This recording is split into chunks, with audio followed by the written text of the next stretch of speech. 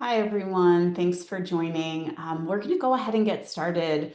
Welcome. Thank you for joining us this afternoon. My name is Lauren Goldberg.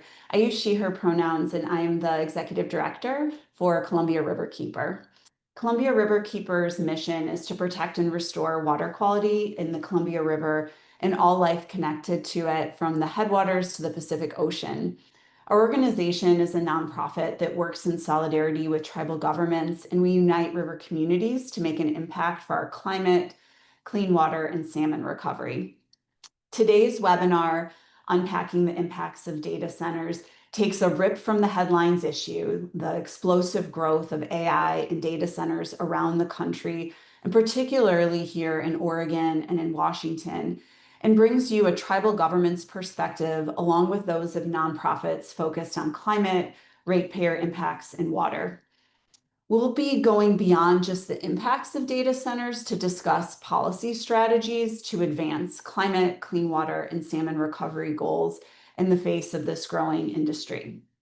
So just to give you a quick roadmap of where we're headed over the next hour, we'll kick off with a land acknowledgement, which is a practice that recognizes and respects Indigenous peoples as traditional stewards of this land and the enduring relationship that exists between Indigenous peoples and their traditional territories. Next, I'll introduce our incredible speakers and pass it to them for short presentations. And then we'll wrap up with questions from all of you. So if you have a question for our speakers, please add it to the Q&A feature at the bottom of your screen. I'll do my best to cover as many questions as I can in the last 15 minutes or so. Also, if you're having any issues with Zoom, please feel free to pop a question in the Q&A and our tech support team will help to troubleshoot.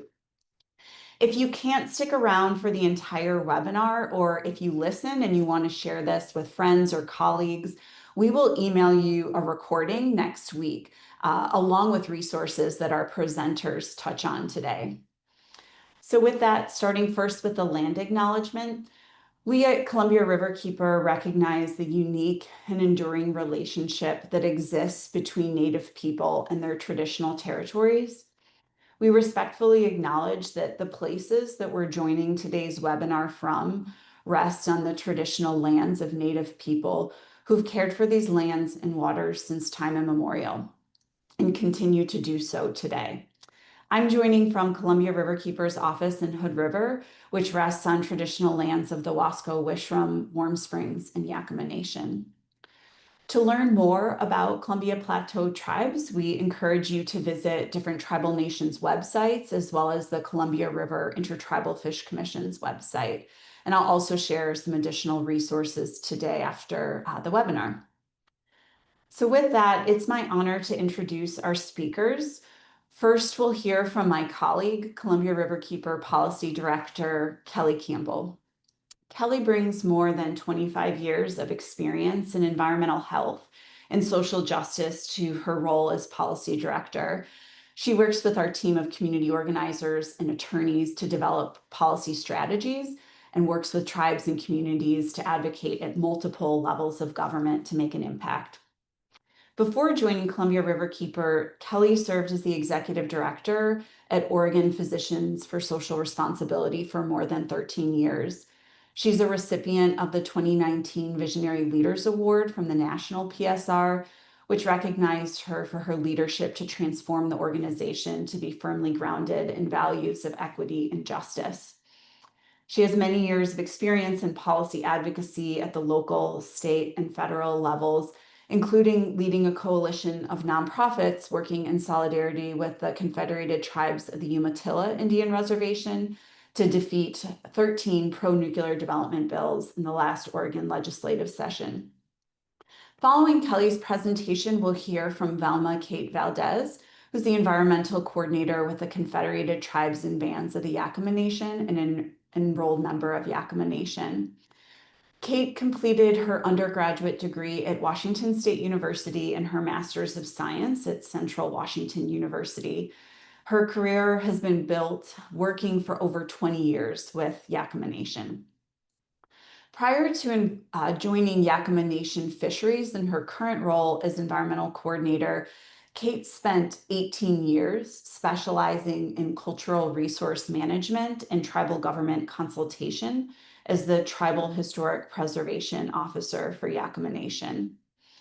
In her current role, Kate provides support and oversight in the review of environmental documents with a particular focus on energy development, including renewable energy, data centers, energy storage, and transmission. We'll wrap up with a presentation from Sarah Walkley, an equity analyst and advocate at Oregon Citizen Utilities Board, or Oregon CUB. Sarah has a background in community organizing, policy research and analysis, as well as social work. Prior to joining Oregon CUB, she was a community organizer focused on climate and mining justice in rural and urban areas on both the East and West Coasts. And at CUB, Sarah is committed to working with impacted communities and other advocates to help bridge policymaking gaps that often exist between decision makers, organizers, and community. She primarily works on low-income advocacy and energy equity opportunities at the Oregon Public Utility Commission. So with that, I'm excited to kick off our webinar with our first speaker, Columbia Riverkeeper Policy Director, Kelly Campbell.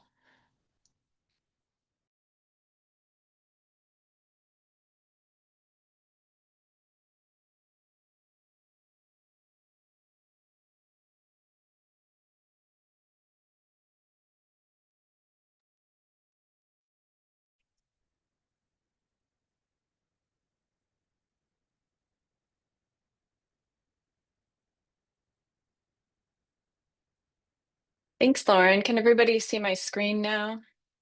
Looks great. Thanks, Kelly. Okay. All right. Well, thanks so much, Lauren, for introducing me and all of you for being here. As Lauren said, my name is Kelly Campbell. I'm the policy director here at Columbia Riverkeeper, and I use she and her pronouns. And I have had the pleasure of getting to dig into data centers over the past few months. It seems like a topic that we can't really avoid. Data centers and AI seem to be connected to so many things, including so many concerns that Columbia Riverkeeper has, including things like salmon recovery, clean water, preventing new nuclear, cleaning up Hanford, and stopping fossil fuels. And so you'll see in my presentation, I kind of touch on those relationships. In September, Columbia Riverkeeper released a background brief on data centers, and this presentation is largely based on that background brief. Lauren will be sending out after the webinar an email to everyone who is registered with a link to that background brief, and feel free to peruse that. It has a lot more detail. It has citations of where these numbers are coming from, and a lot more information that I can get into here in just a few minutes. So encourage folks to take a look at that. So today I'm going to talk a little bit just about background and what are data centers and kind of grounding us in the issues.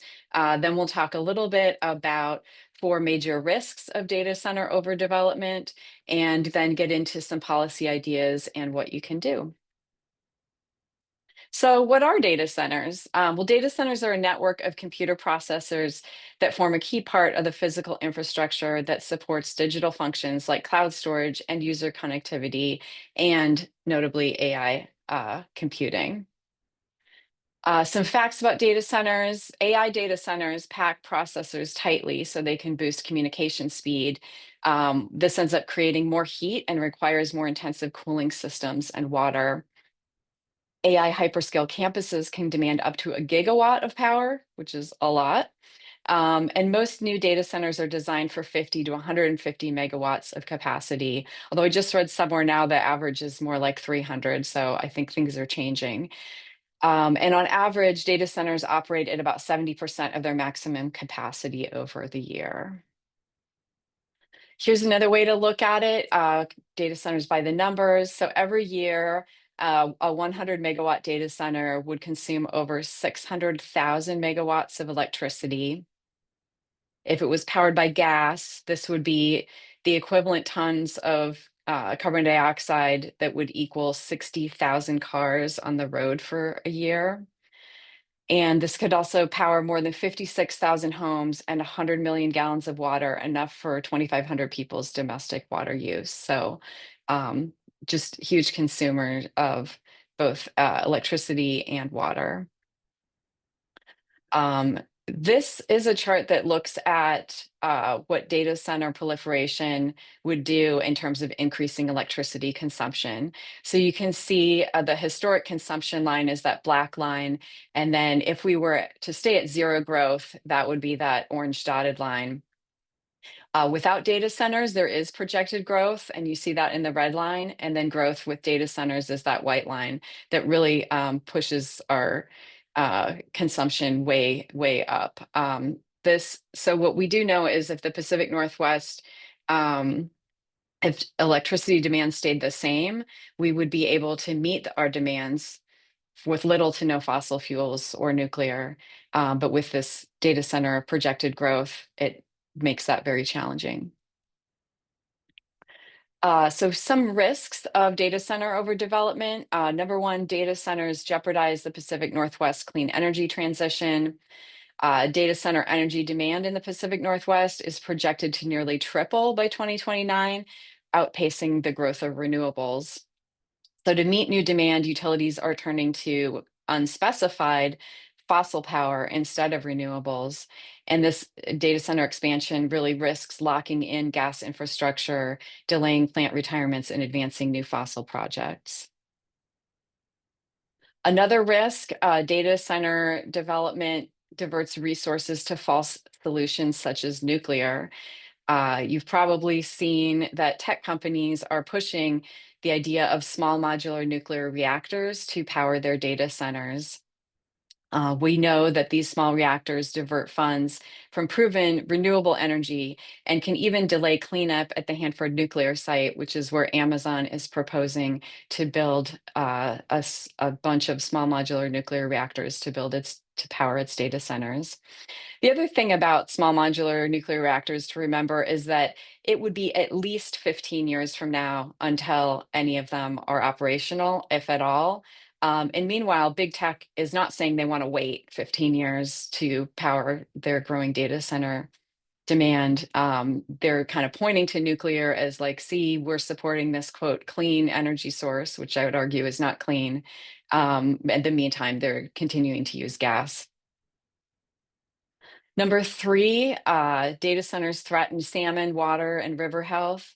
Data centers consume millions of gallons of water daily, straining our rivers and groundwater. We know that cooling systems can release pollutants. Some of them are untreated by wastewater plants, and this can harm aquatic ecosystems. And rising energy demand from data centers could even undermine Lower Snake River Dam removal and salmon recovery efforts. And finally, number four, data center development drives up electricity costs for Northwest families. I know Sarah's going to get into this in a lot more detail, but essentially, utilities offer discounted rates to data centers, and these costs are then shifted onto residential and small business customers.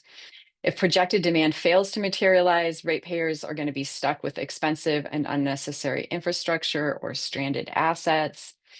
And these pressures worsen the regional affordability crisis for low-income households.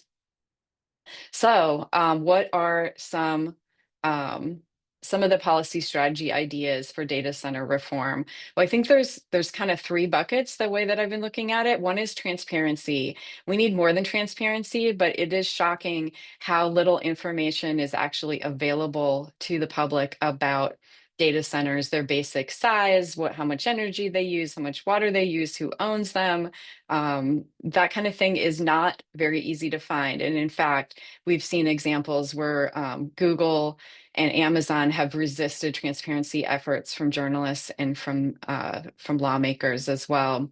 We know we need accountability, that this unchecked expansion is shifting energy costs to families and small businesses, while utilities are offering discounted rates to data centers. The Power Act is something addressing this, and I know Sarah's going to get into that more. And finally, oversight. Data center development has just largely gone unchecked in the Pacific Northwest. We haven't had the regulations up to deal with it. There are closed door negotiations between elected officials and tech companies, and there's just very little public input. One instance where there is some public input that I know Kate will talk more about, in Washington, the governor has convened a task force that's just wrapping up with some recommendations about data center issues. And these we know would have been stronger if the work group wasn't so stacked with industry.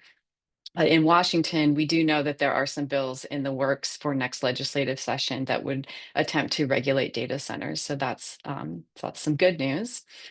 Um, and here's your laugh of the day.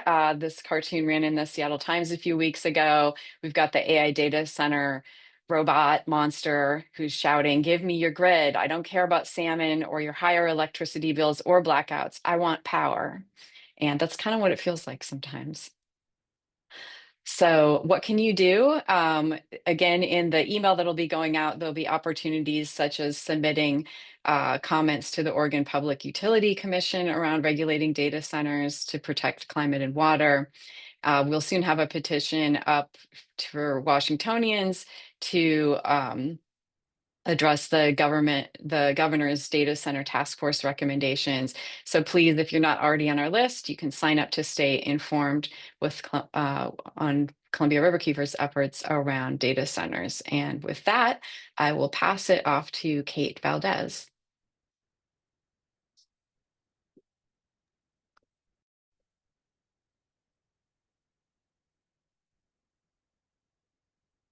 Hi, thank you, Kelly.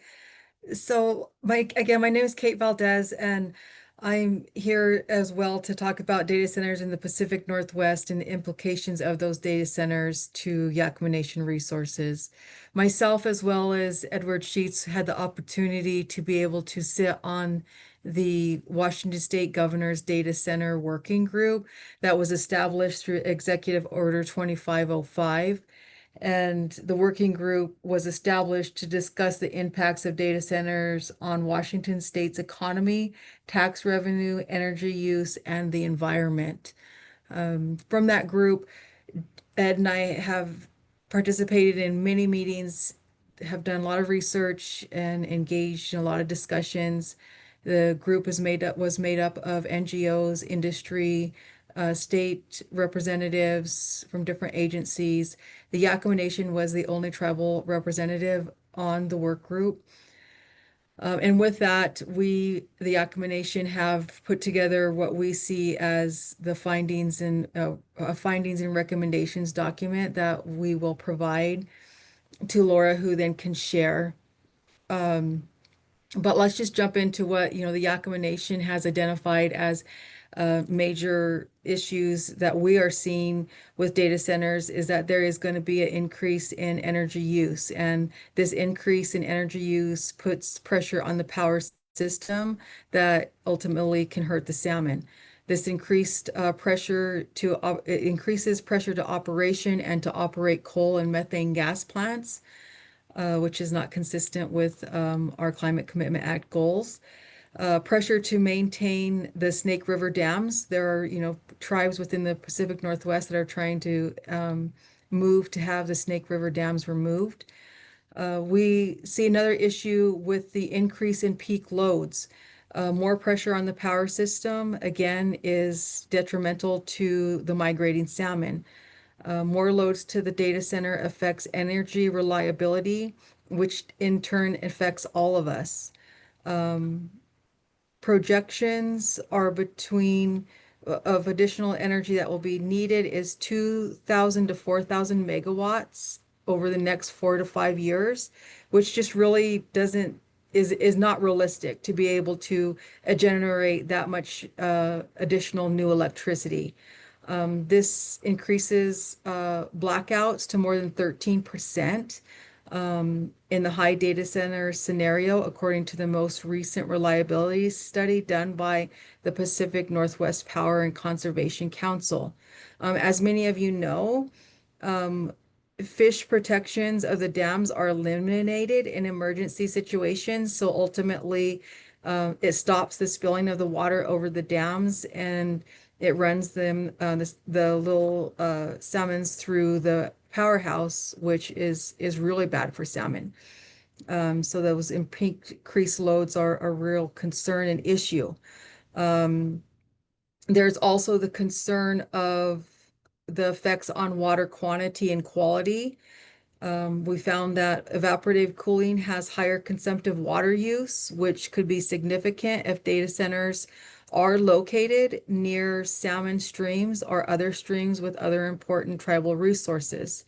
Therefore, our recommendations for this would be evaluation of impacts on watershed conditions. Additionally, we've seen the issue and concern of the cost to the consumers. Adding new resources and transmission to serve the data centers to meet the needs that data centers are going to require to run is going to cost billions of dollars. And we want to ensure that data centers pay the cost of what they are causing and that it doesn't fall, onto the consumers. There are some new resources and transmissions that have lower costs. However, if data centers, secure those resources, then the other consumers will be forced to serve at higher alternatives. And then also, looking at just the impacts on the tribal community itself.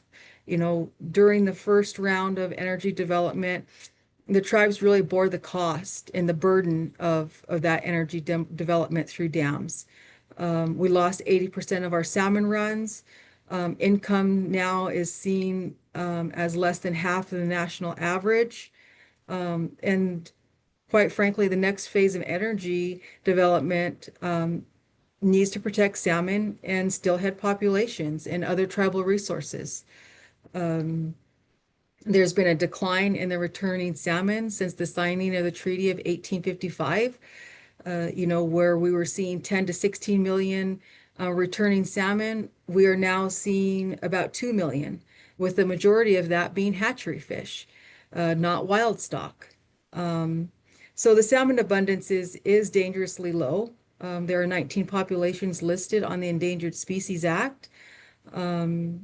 So that's, it's very concerning. The impacts to the salmon are concerning, and we want to assure that that these data centers and the new wave of energy is not going to continue to be impactful to the tribal communities. So our proposals for the recommendations, our recommendations to these findings really focused on energy supplies and adequacy, energy and transmission siting, water use, and consumer costs. When it comes in terms of protecting the salmon and steelhead, we want to ensure that data centers have sufficient energy and transmission before they start operating. We want to ensure that the new loads don't affect power systems reliability. We want to make sure we don't get into emergency operations where fish operations are disrupted. It's important to develop new resources consistent with the CRITFIC energy vision in the Columbia Basin for the Columbia Basin, as well as the Columbia Basin restoration initiatives. We want to improve data center. We will recommend the improvement of data center efficiency and the reduction of peak loads. When it comes to water use, we recommend to ensure that there are no impacts on watershed conditions, that there's no impacts on local municipal water systems. And then we also find it important for the data centers to report their water use, both daily and annual, including peak use, to really understand, how much water data centers are using. And then when it comes to consumer costs, we recommend that data centers pay all their costs, that the burden of the additional electric generation and transmission does not fall, on the general consumer. We also involve regular cost of service studies. We want to ensure actions are consistent with climate laws in Washington and Oregon. Another uh, topic that really arose was tax incentives.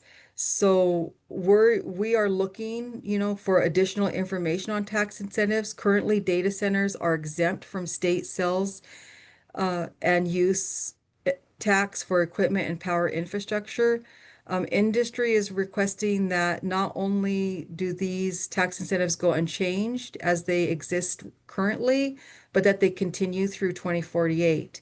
There are some benefits to tax incentives, like capital investments in jobs. However, the costs are significant. Tax exemptions cost between 2021 and 2023 was $584 million dollars. And we're just trying to, figure out how important are the are the incentives. According to an investment bank that showed the top factors for planning and building of new data centers, the top three were data security, sovereignty, access to green energy, including nuclear, and energy prices, putting the tax incentive 16th on the list. However, members of our data working group that we've been participating on have said that tax incentives are very important. And if they go away, that, data centers just, they're not going to continue to come to Washington State if those tax incentives do not exist. So it begs the question of, do we want to put millions into incentives when independent reports show that companies have a very high profit? These data centers are some of the biggest developed by some of the biggest corporations in the world. So we want to see more information on tax revenue gains and losses, and then the actual number of jobs that are coming forth. But if tax incentives do indeed remain in place, we would like to see some conditions and or restrictions, protections put on in association with those incentives. Things like assuring that there's reliability of electricity system, protection of salmon and other tribal resources, protection of water quantity and quality, and protection to the consumers. We feel that if without these conditions, that our Yakama Nation resources are at risk. I would like to just finish in closing, just touch on, the siting of these projects, for data centers to continue to exist, and they're coming. It's quite a big issue, a big topic, but the amount of energy that's needed for these data centers ultimately mean that there is going to be additional build out. That additional build out of energy is going to have to be transmitted. And so that means more infrastructure across the landscape of the Yakama Nation, usual and custom areas, that is is very impactful to our treaty resources that our people continue to use today, as they have for time immemorial. So the impacts to the Yakama Nation, there's cumulative impacts and indirect impacts. And we can't look at data centers as just one project occurring in one specific location, but there's, all these additional moving parts that go with that. And that includes the energy, the storage, the data centers, the transmission, and the cumulative impacts for the Yakama Nation can be quite large. And that any sort of siting should be done in a manner that has meaningful engagement and consultation with tribes to minimize those impacts to our treaty resources. And with that being said, we do have a quite extensive document with our findings and recommendations, again, that we will share. And thank you so much for your time. And now I'm going to pass this off to Sarah Walkley.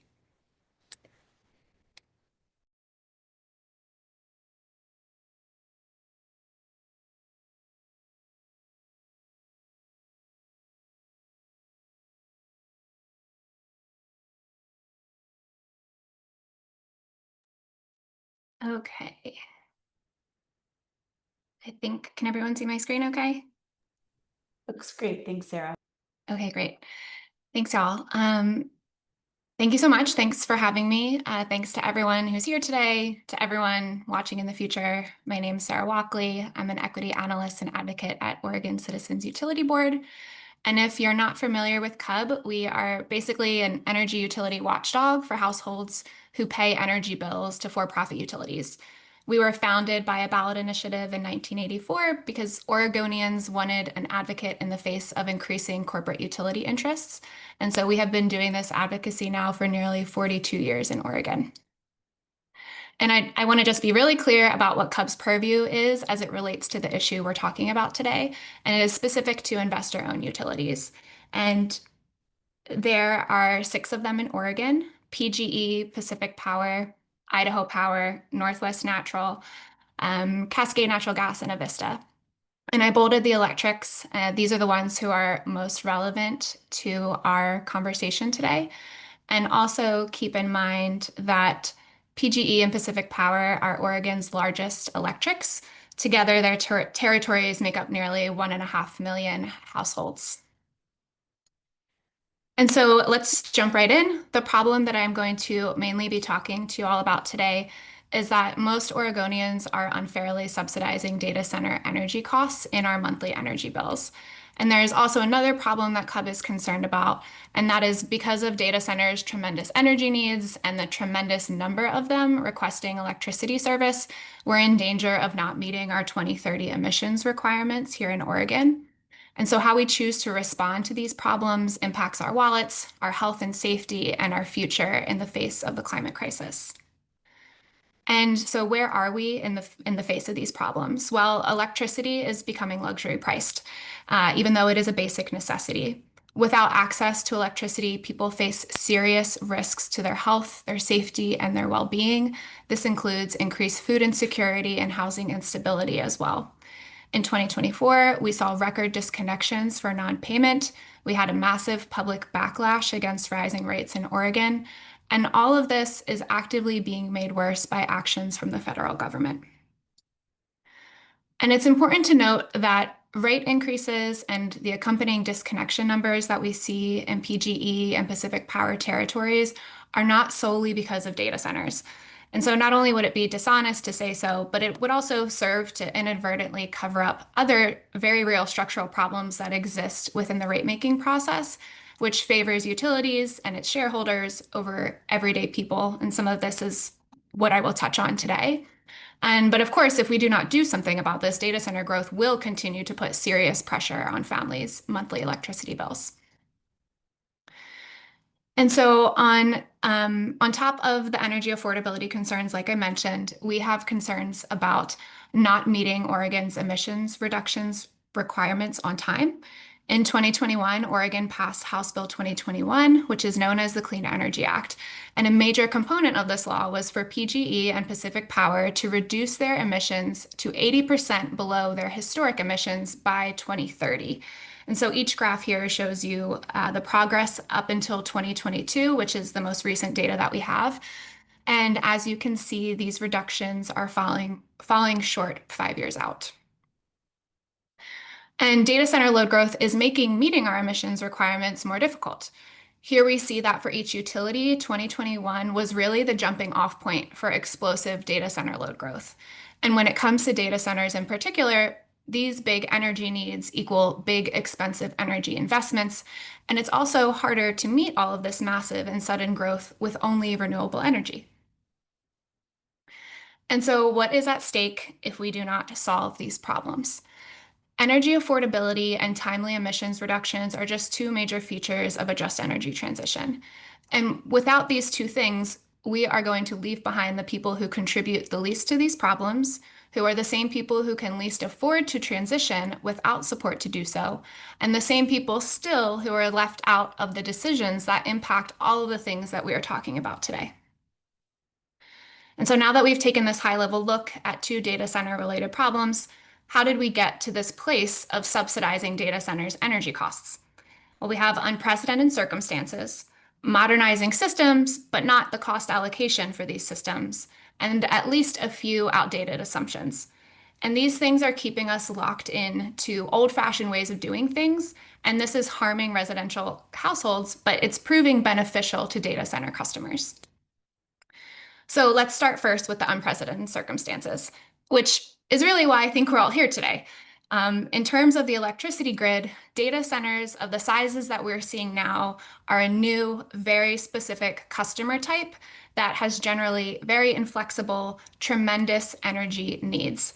Really, we have never seen anything like them before in more ways than one. And we're talking city-sized energy needs in a single data center. So just a single 30 megawatt data center requires the same amount of energy as the city of Ashland, Oregon. And larger AI data centers, such as a single 250 megawatt data center, are using as much energy as Eugene, which is Oregon's third largest city.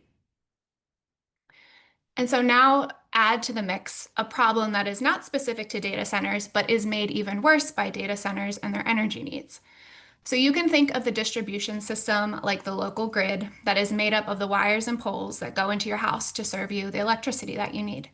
For a long time, that system was mostly for us as residential customers, meaning that we caused the costs that went into the system, so we primarily paid for them.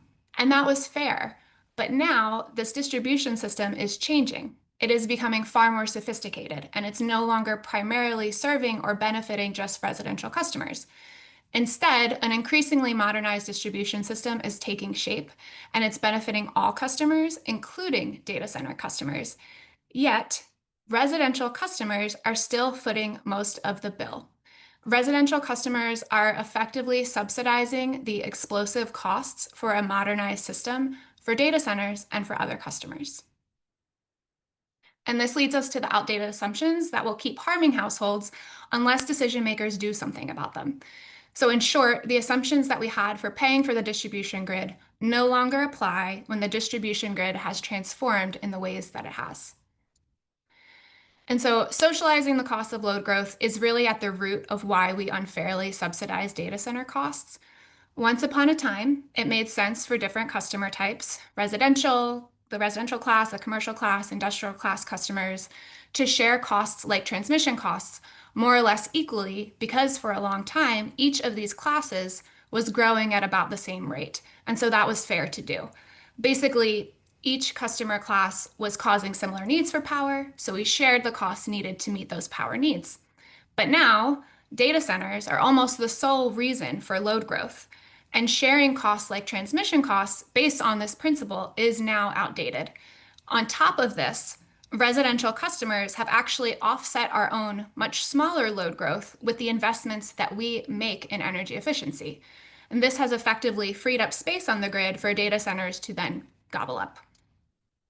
And this leads us to the third outdated assumption related to why we are unfairly subsidizing data center energy costs. And it's very much related to the previous assumption. The unprecedentedness of these data center customers generally has residential customers paying more across the board, even when we are not seeing more of the benefits. And we don't want to decrease energy efficiency investments. We just want to have a more fair system about who pays for them. So for CUB, a solution to getting at this unfair data center subsidization was to create a data center specific rate class. This would allow us more transparency into the costs that are caused specifically by data centers, instead of those costs continuing to be blended in with and essentially hidden behind other, like what we might call traditional industrial customers. Doing this would help to better ensure that data centers paid their fair share because we can then better isolate the costs that they're causing. And so earlier this year in Oregon, we passed the Power Act. The biggest thing that this legislation did was to make it the policy of Oregon to not allow unfair data center subsidization through this very important step of creating a new data center specific rate class. But writing the legislation and passing the bill was really just the first step. Now we have entered a regulatory process at the PUC to flesh out this new model for how grid costs will be divided up in order to ensure that we're no longer unfairly subsidizing data centers' energy needs. And it is important to note that the immediate conclusion to this part of the process will not yet have an impact on our rates. And PGE is going first in that process, and that process is active. And so far, we are deeply disappointed in PGE's proposal to comply with the Power Act. It is seriously lacking.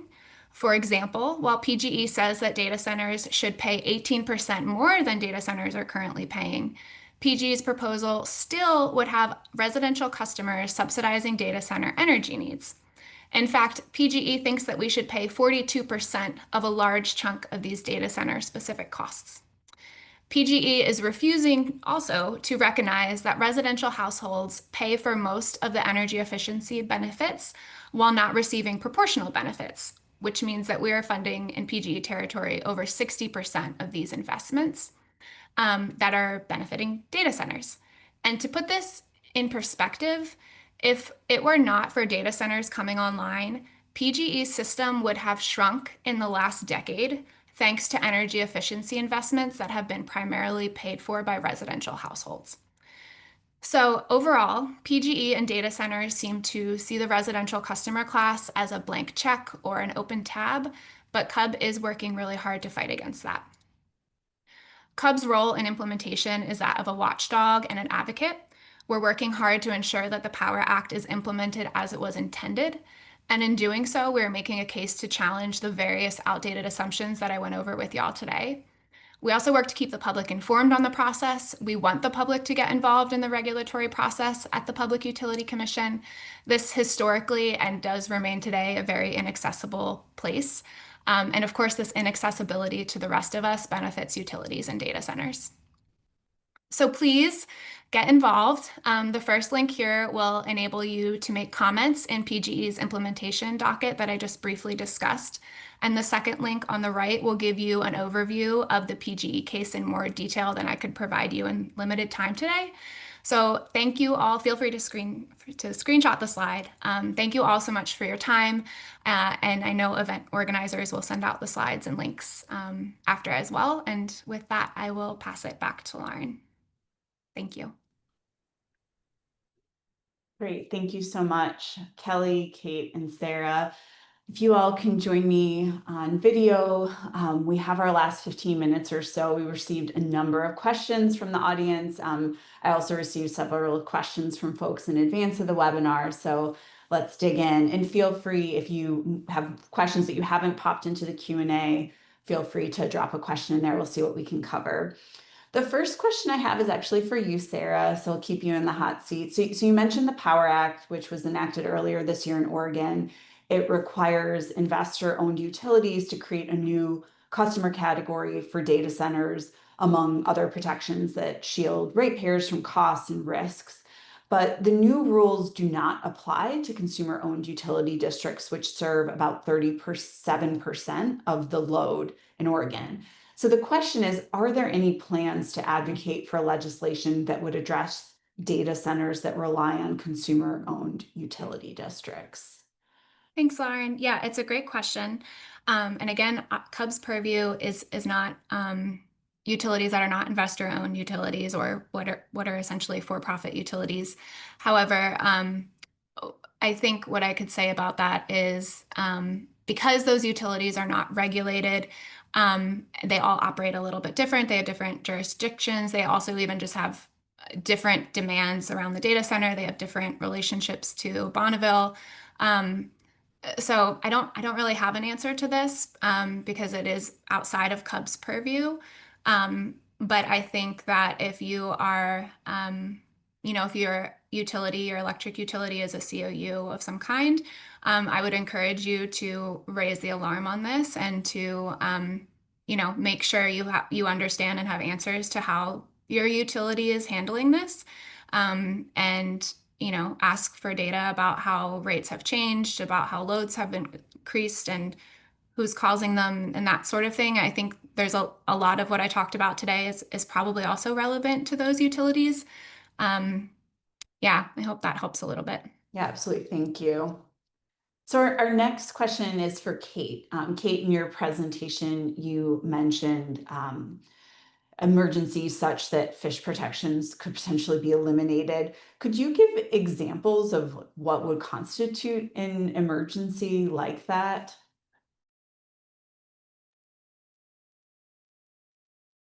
So yeah, currently the dams the fluctuation of the waters, and so if there's an overuse of the like it at peak loads, if there's a high amount of energy and it becomes too much energy is used and then there's a blackout, then there's the need to disperse the energy. The priority then is not going to be assuring that there's flow of water going over that dam. It's going to cut off the water flow, and then the salmon are going to be forced to go through the system, which then is very detrimental. And so the type of emergency would be not having enough energy and then having to fluctuate those water levels. Does Thank that answer your question? Yeah, no, absolutely. Thank you. And the next question is for whoever feels like jumping in.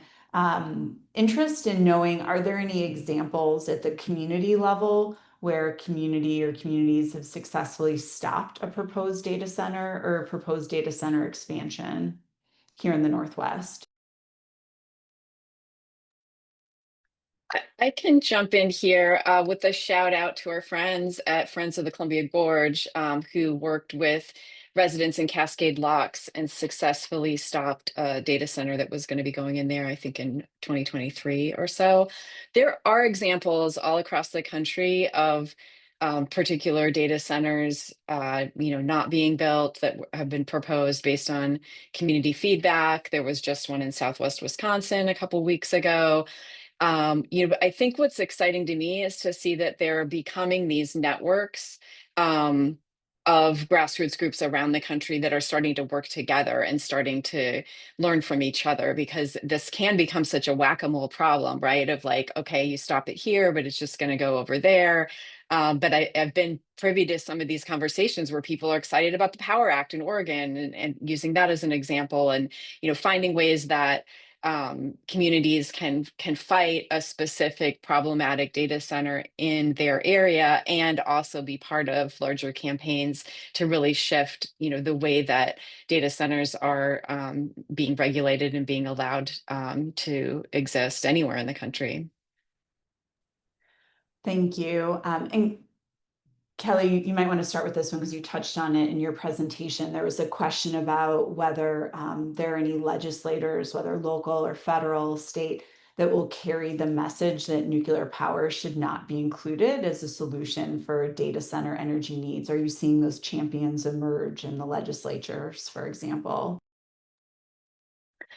Absolutely. So there definitely were folks in the Oregon legislature last year who stepped up to help stop the 13 pro-nuclear bills that were happening. So that is starting to happen, and I think it's a conversation in Washington state too. There's certainly a handful of legislators who share our concerns about problems with building nuclear. But unfortunately, it's kind of gotten this bump because about a year ago, a little over a year ago, big tech companies, Amazon, Microsoft, Meta, Google, all came out within a couple days or weeks of each other saying, hey, guess what? We're going to go nuclear for our data centers. And I think, when you start really digging into the numbers, you understand that nuclear is so cost prohibitive.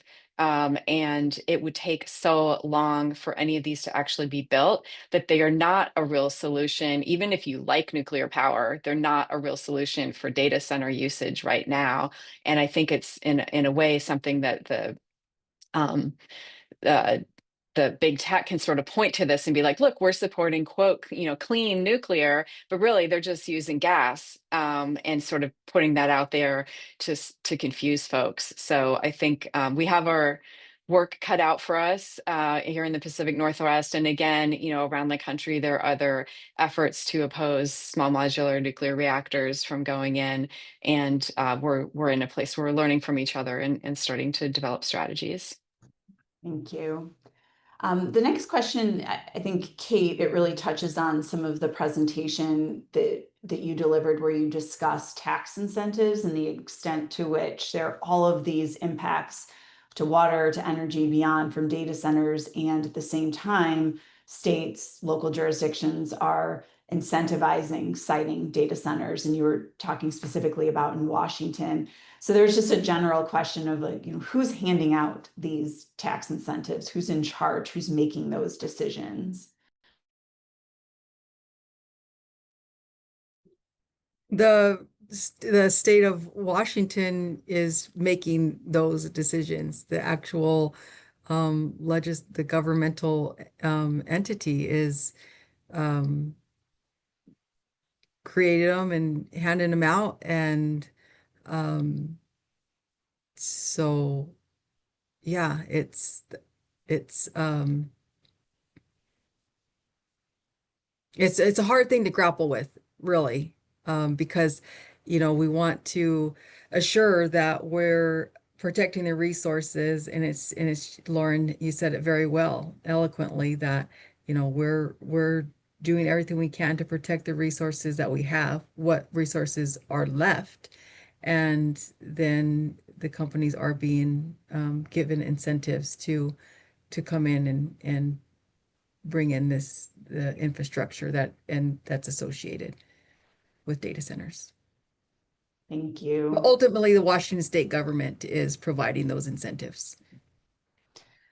And in Oregon, Kelly, Sarah, would you care to comment on that question of kind of where's the source of tax? Because the tax incentives aren't limited in Washington. Kelly came off mute if you want to answer that.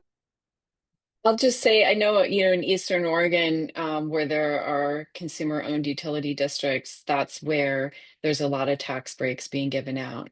So in Umatilla and Morrow counties, where they have a lot of data centers already built and in the works.